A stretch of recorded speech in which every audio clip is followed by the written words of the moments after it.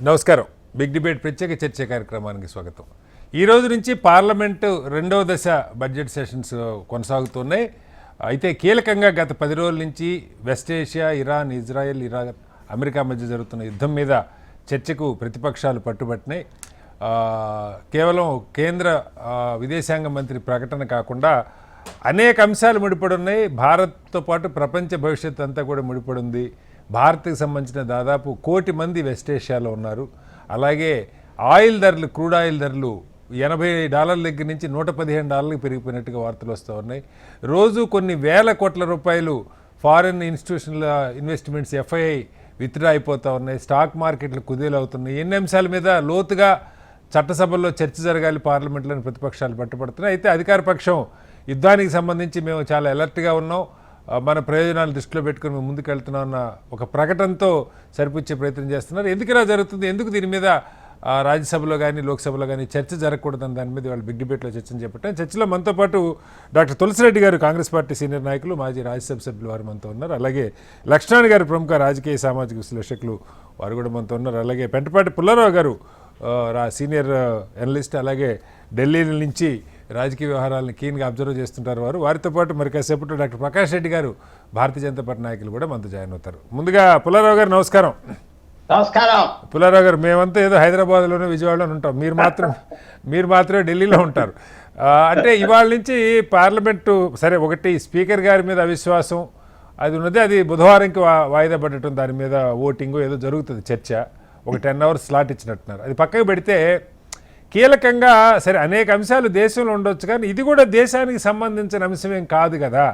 ఇప్పుడు మనం స్టాక్ మార్కెట్లు నష్టపోతున్నాయి, ఆయిల్ ధరలు విపరీతంగా పెరుగుతున్నాయి, ప్రభుత్వం ఎక్కడి నుంచి కొనాలన్న ప్రయత్నాల్లో ఉంది. 1 కోటి మంది పైగా ఈ వెస్ట్ ఏషియాలో ఉన్నారు మన దేశ ప్రజలు. వీటన్నిటిని దృష్టిలో పెట్టుకొని సరే ప్రభుత్వం తీసుకునే చర్యలు తీసుకుంటుంది, తీసుకోదని కాదు, కానీ ఏం తీసుకుంటున్నారు ప్రతిపక్షాలు? చట్టసభలు ఉన్నదే చర్చించడానికి కదా. ఎందుకని చర్చ కాకుండా ప్రకటనలకే పరిమితం అవుతుంది ప్రభుత్వం? చర్చ ఇద్దరు చేయాలి, ముగ్గురు చేయాలి. ఇప్పుడు అదే చెప్పేది, మోస్ట్ సీనియర్ లీడర్స్ ఎదురు వెళ్తున్నారు. వెళ్ళకపోతే నేనేం చెప్తా, ఎవరు వింటారు? They can both say I close my years. ఇక నేను చెప్పేది ఏంటి, ఎవరికి చెప్పాలి? మీకు చెప్పాలి. సో అందువల్ల అది వాళ్ళ మీద కూడా ఆధారపడి ఉంటుంది కదా. చర్చ ఇట్ డిపెండ్స్ బోత్ సైడ్స్. ఇది మంచి అవకాశం ఆపోజిషన్ కి వాళ్ళు నిలదీయటానికి, మంచి అవకాశం. నిలదీయటమే కాదు, మంచి విలువైన సలహాలు కూడా ఇవ్వచ్చు కదా, వాళ్ళ అనుభవాలు ఇవ్వచ్చు, తర్వాత సలహాలు ఇవ్వచ్చు. గవర్నమెంట్ కూడా పక్కన తీసుకెళ్ళి మాట్లాడాలి. ఆ సింధూర్ ఆపరేషన్ టైం చేసినట్టుగా ఆపోజిషన్ అందరిని ఇన్వాల్వ్ చేయాలి. అందరూ రెడీగా ఉన్నారు. ఆపోజిషన్ లో కూడా చాలా వండర్ఫుల్ ఉన్నారు. ఆపోజిషన్ లో తిరిగారు, చేశారు. ప్రకాష్ ఠాకూర్ ఉన్నాయి, అసదుద్దీన్ ఓవైసీ ఉన్నాయి, విశేషంగా తిరిగారు. అప్ టు అంతవరకు నేను 100% మీతో అగ్రీ చేస్తున్నా. డే 1 నుంచి వాళ్ళందరినీ పిలిచి కాన్ఫరెన్సెస్ చేస్తా, విదేశ మంత్రి రావాలి. ఎందుకంటే అందరికి తెలుసు అక్కడ, పర్టికులర్లీ తులసిరెడ్డి గారికి అండ్ లక్ష్మణ్ గారికి వాచ్ ఎవ్రీథింగ్. మొదలే చెప్పేస్తే వాళ్ళ గవర్నమెంట్ మీద కోపం ఉండదు. దాన్ని పిలిచి మాట్లాడి ఇది ఇది ఇది ఇది ఇది ఇది చేస్తున్నాం అంటే అయిపోయింది. అక్కడ ఐ అగ్రీ విత్ యూ. అదే రాబోయే ప్రకాష్ రెడ్డి గారు చెప్పాలి. అది ఏదది సొంత సొమ్ము కాదు కదా, ప్రభుత్వం చెప్పాలి. పిలిచి ఇలా చేస్తున్నాం చెప్తే ఏంటి, ఎవరు చేయడు, శాసన అయిపోతారు. అది తప్పుందా నో డౌట్ అబౌట్. అంటే వాళ్ళు హౌస్ లో, ఇప్పుడు మీరు చెప్పినట్లు హౌస్ లో ఒక ప్రకటన చేస్తున్నారు, కానీ దీని మీద చర్చ. ఒక మాట కూడా చెప్తున్నా, చిన్న మాట. తులసిరెడ్డి గారు పర్టికులర్ గా very very young age was an MP and I respect him for that. ఆ టైంలో ఆపోజిషన్ లో ఇంద్రజిత్ గుప్తా అనుకోండి, లేకపోతే సోమనాథ్ చటర్జీ, గ్రేట్ పీపుల్. అది కూడా అంటే వాళ్ళు కూడా మాట్లాడితే అందరూ Vajpayee opposition, Madhu Dandavate, any number of people చాలా మంది ఉండేవారు. And they were all listen to. ఇక ఆశ్చర్యంగా ఉండేది, వాళ్ళు నిలబడితే నోరు మూసుకోవాలి, కూర్చోవాలి ప్రభుత్వం. మరి నేను అడగబోయే ప్రశ్న, అలాంటి వాళ్ళు ఎందుకు లేరంటే అలాంటి వాళ్ళు పంపించట్లేదు.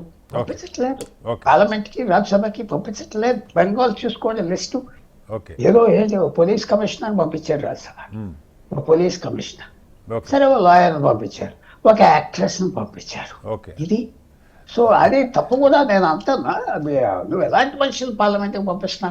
ఓకే. అది కూడా ప్రాబ్లం వచ్చింది. సో తప్పకుండా రెండు పక్కల I feel that it could have been better. ఇంకొక అంశం కూడా కీలకమైన అంశం పుల్లారావు గారు, అంటే మాజీ దౌత్యవేత్తలు, అంబాసిడర్స్గా చేసిన వాళ్ళు, ఇలాంటి వాళ్ళంతా చాలా సీనియర్స్, ఈ ఇంటర్నేషనల్ రిలేషన్స్ చూసిన వాళ్ళంతా చెప్తుంది ఏంటంటే అసలు ఈ అమెరికా గతంలో చేసిన యుద్ధాలు ఆఫ్ఘనిస్తాన్ మీద కానీ లేదు గతంలో ఇరాన్తో చేసిన యుద్ధాల్లో కానీ ఫలితాలు రాలేదు. ట్రంపే కాదు, ట్రంప్ పక్కన ఉన్నటువంటి కళ్ళు ముక్కు చెవులు వ్యవహరిస్తున్న వాళ్ళు కూడా మూర్ఖులు ఉన్నట్టున్నారు. ఇజ్రాయెల్ నెతన్యాహు పూర్తిగా ట్రంప్ని తప్పుదోవ పట్టిస్తున్నాడు. ట్రంప్ ఒక సైకిల్లో పడిపోయాడు.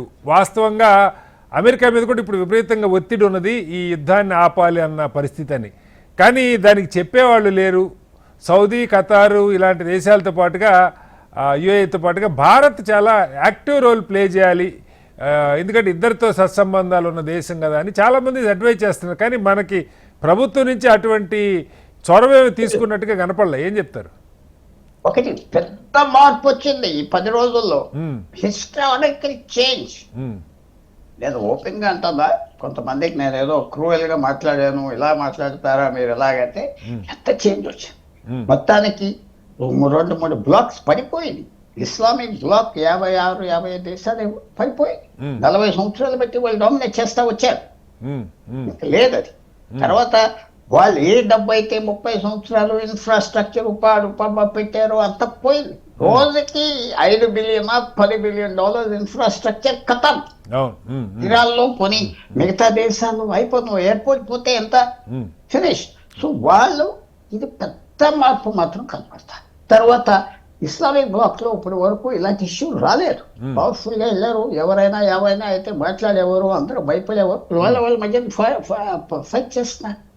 సో ఇది మీరు కొద్దిగా భారతదేశం వెళ్ళి ముక్కు పెట్టలేదు, వేలు పెట్టలేదు, ఆ స్థాయి ఎవరికి లేదు. యుద్ధాలు స్టార్ట్ అవ్వాక యుక్రెయిన్ గంటలో ఆఫ్ చేస్తా అన్న చేయగలిగేదా ట్రంప్?